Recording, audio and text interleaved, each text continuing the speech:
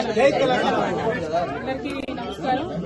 ఈరోజు నేలకొండపల్లి మండలంలో అప్పల నరసింహాపురం గ్రామంలో మనం అనితా చౌదరి అని మా తెలంగాణ జాగృతి కేసీఆర్ గారి అభిమాని బీఆర్ఎస్ పార్టీ నాయకురాలు, చాలా సీనియర్ నాయకురాలు.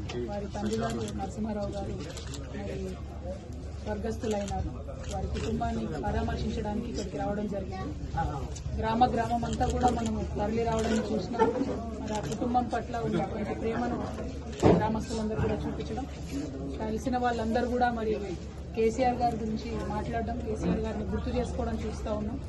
మరి ఇప్పుడు ఉన్నటువంటి పరిపాలనను చూస్తే ప్రతి ఒక్కరికి కూడా మళ్ళీ కేసీఆర్ గారు గుర్తొస్తున్నారని గ్రామంలో మనందరికీ కూడా కళ్ళకట్టినట్టుగా కనబడుతున్నటువంటి సందర్భం.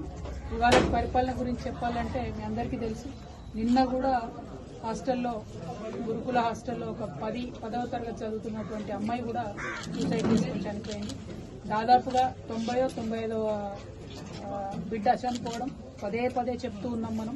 కనీసం కేసీఆర్ గారు పెట్టినటువంటి గురుకులాలను కూడా చూసుకోలేనటువంటి నిస్సహాయ స్థితిలో ఈ ప్రభుత్వం ఉండడం కూడా దారుణం. మహిళలకు భద్రత కానీ, రక్షణ కానీ, ఆఖరికి చిన్నపిల్లలకు కూడా రక్షణ లేనటువంటి పరిస్థితి కనిపిస్తూ ఉంది. ప్రజలందరూ కూడా కేసీఆర్ గారిని కలుసుకోవడం, నిజంగా ఈ గ్రామస్తులందరినీ కూడా కలుసుకోవడం సంతోషంగా ఉంది. మరి పరిపాలన ఇట్లా కాకుండా, ఇంత అరాచకంగా కాకుండా మానవీయ కోణంలో జరగాలని చెప్పి ప్రభుత్వానికి సూచన చేస్తా ఉన్నాం. Thank you. జై తెలంగాణ, జై కేసీఆర్.